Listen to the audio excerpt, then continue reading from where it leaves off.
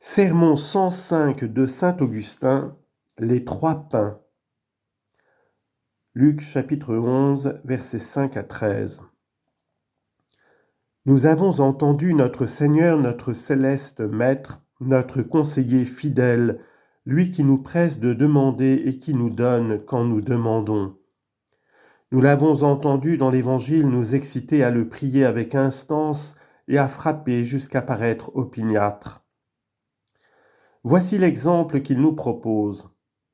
Supposez, dit-il, que l'un de vos amis vienne la nuit vous demander 3 pains, parce qu'un de ses amis vient de lui arriver et qu'il n'a rien à lui offrir. Supposez que celui à qui il s'adresse réponde qu'il se repose et ses serviteurs avec lui, et qu'on ne doit pas troubler son sommeil par d'inutiles prières, mais que le premier insiste, continue à frapper sans se laisser intimider, sans s'éloigner, et que contraint par la nécessité, il fasse en quelque sorte des menaces. L'autre se lèvera, sinon par égard pour les devoirs de l'amitié, au moins pour faire cesser tant d'importunités, et donnera tous les pains qui lui seront demandés. Et combien lui en demande-t-on ? 3 seulement. À cette parole, le Seigneur joint une exhortation et nous presse vivement de demander, de chercher, de frapper, jusqu'à ce que nous ayons obtenu ce que nous demandons, ce que nous cherchons, ce que nous voulons nous faire ouvrir. Il se sert pour cela d'un exemple emprunté au contraire.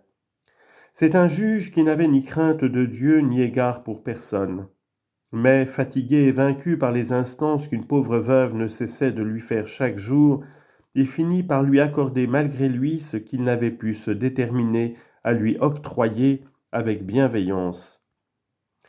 Luc chapitre 18, versets 1 à 8. Mais celui qui supplie avec nous et qui donne avec son Père, Jésus-Christ notre Seigneur, ne nous presserait pas autant de demander s'il n'était disposé à accorder. Rugis donc, paresse humaine. Oui, Jésus est mieux disposé à nous donner que nous à accepter, plus disposé à faire miséricorde que nous ne le sommes à sortir de la misère. Et pourtant, nous y restons, s'il ne nous en tire, car ces invitations n'ont en vue que notre intérêt. Éveillons-nous enfin, fions-nous à ses avertissements. Ayons égard à ses promesses, réjouissons-nous de ses dons. Nous aussi, n'avons-nous pas été visités par quelqu'un de nos amis en voyage, sans avoir de quoi lui offrir, et dans notre besoin, n'avons-nous pas été obligés de recevoir, et pour nous et pour lui ?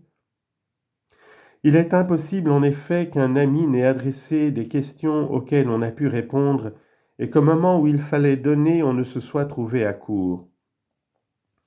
L'ami qui t'arrive est en voyage, c'est-à-dire qu'il vit dans ce monde où nous passons tous comme des voyageurs, sans que personne y reste comme propriétaire, et où une voix dit à chacun « Tu as mangé, sors, continue ta route, fais place à un autre ». Ecclésiastique 29, 33.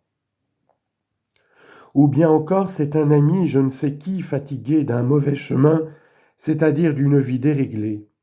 Il ne trouve pas la vérité dont l'exposition et l'intelligence pourraient le rendre heureux.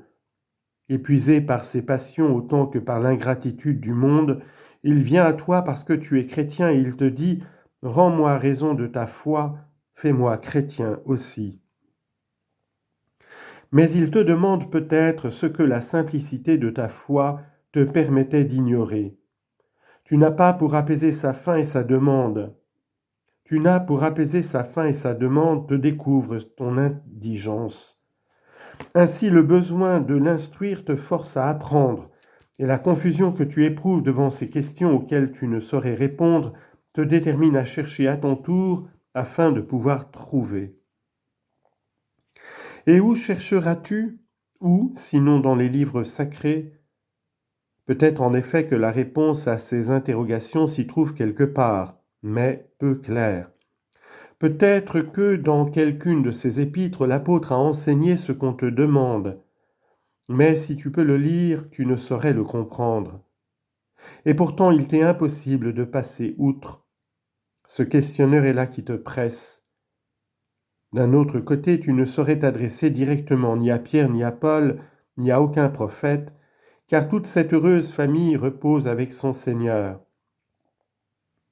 Ensuite, on est au milieu de la nuit, dans une profonde ignorance, et la fin de ton ami te presse de plus en plus.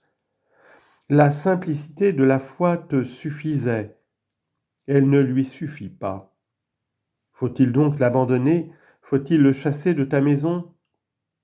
Adresse-toi plutôt à ton Seigneur lui-même, frappe à la porte de cette demeure où il repose avec sa famille, prie, supplie, insiste.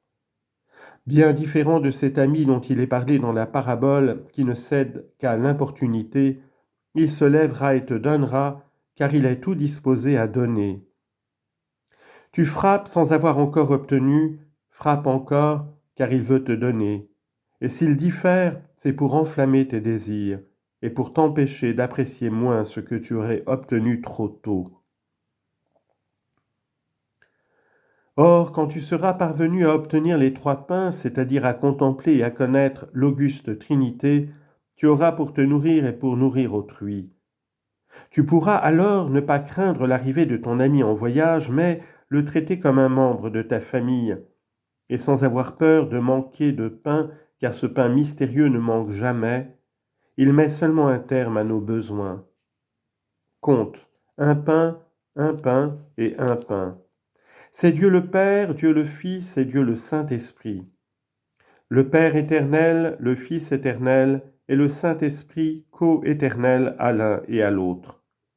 C'est le Père immuable, le Fils immuable, le Saint-Esprit immuable également. C'est le Créateur, Père, Fils et Saint-Esprit. Le Pasteur suprême et l'auteur de la vie, Père, Fils et Saint-Esprit. Le pain et l'aliment immortel, Père, Fils et Saint-Esprit. Instruis-toi donc et instruis, vis et donne à vivre. Si généreux qu'il soit, Dieu n'a rien à te donner de meilleur que lui-même. Ô avare, que voulais-tu autre chose? Et si réellement tu demandes autre chose, de quoi te contenteras-tu quand Dieu ne te suffit pas? Mais afin de pouvoir goûter ce don précieux, tu as besoin de foi, besoin d'espérance, besoin de charité. N'est-ce pas aussi le nombre 3, foi, espérance et charité? Ces 3 vertus sont également des dons de Dieu. C'est de lui que nous recevons la foi. Selon la mesure de la foi, dit l'apôtre, que Dieu a départie à chacun de nous. Romains 12, 3.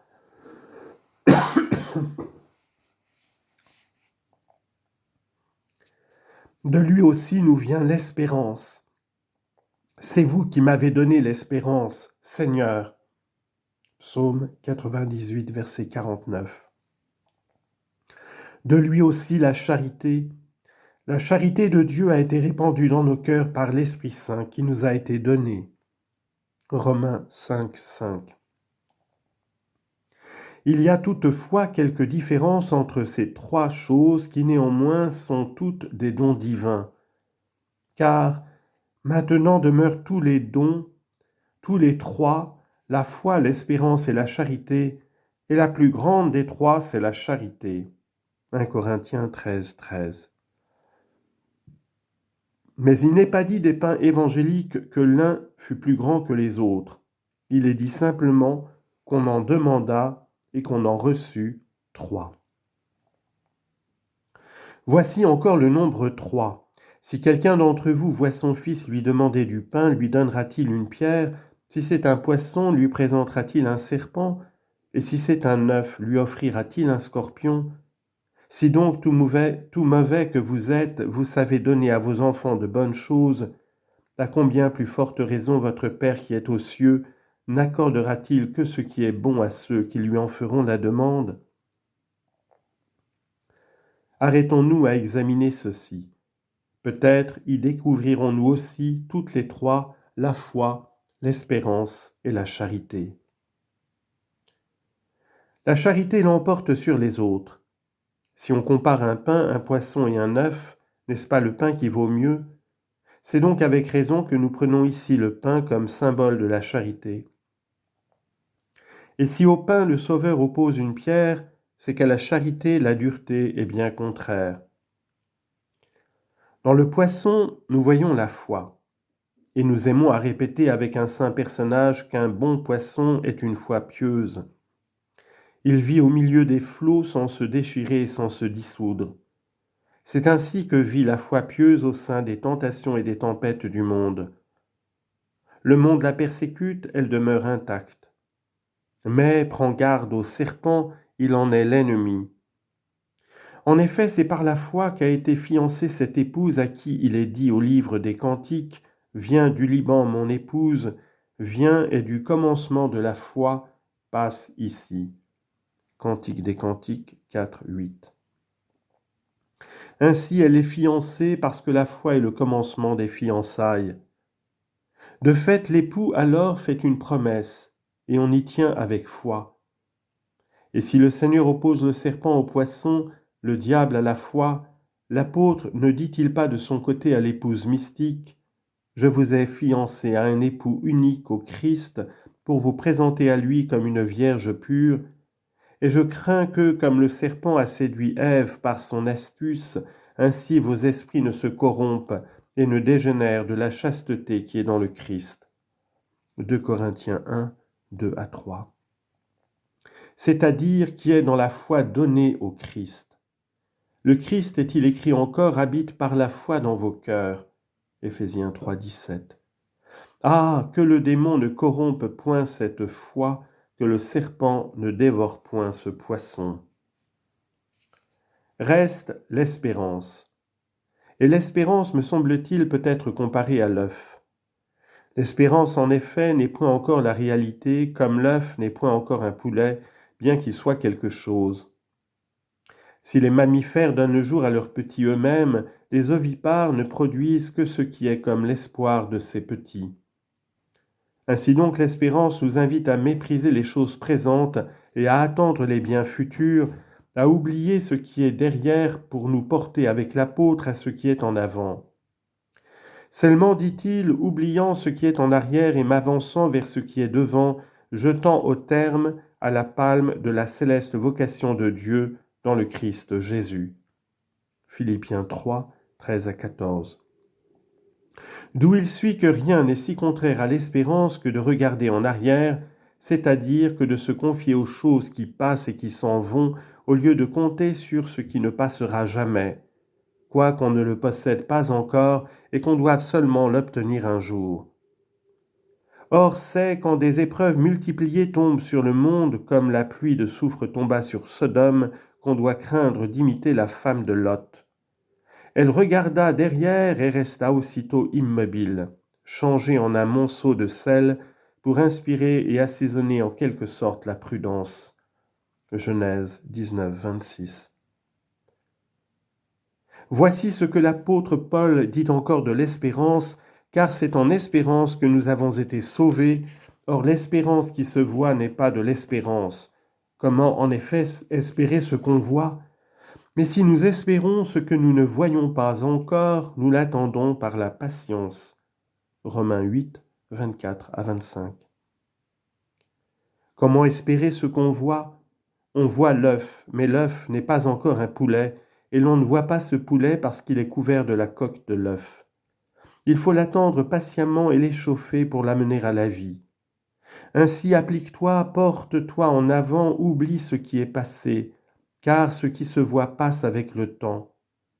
Ne considérons point ce qui se voit, dit encore l'apôtre, mais ce qui ne se voit pas, puisque ce qui se voit est temporel, tandis que ce qui ne se voit pas est éternel. 2 Corinthiens 4, 18. Oui, c'est vers ce qui ne se voit pas que tu dois porter ton espoir. Attends, prends patience, ne regarde pas derrière. Crains pour ton œuf la queue du scorpion. N'oublie pas que c'est de la queue, que c'est par derrière qu'il frappe. Non, que le scorpion ne brise pas cet œuf, que le monde ne détruise pas ton espérance, que ce poison funeste qu'il t'offre en quelque sorte par derrière. Par ce poison funeste qu'il t'offre en quelque sorte par derrière. Que ne dit-il pas en effet ? Quel bruit ne fait-il pas derrière toi pour te porter à tourner la tête, c'est-à-dire à t'appuyer sur les biens présents? Et toutefois peut-on appeler présent ce qui toujours ne fait que passer, et à perdre de vue, pour reposer tes affections dans ce monde qui s'évanouit, les promesses que t'a faites le Christ et qu'il accomplira sûrement parce qu'il est fidèle à sa parole?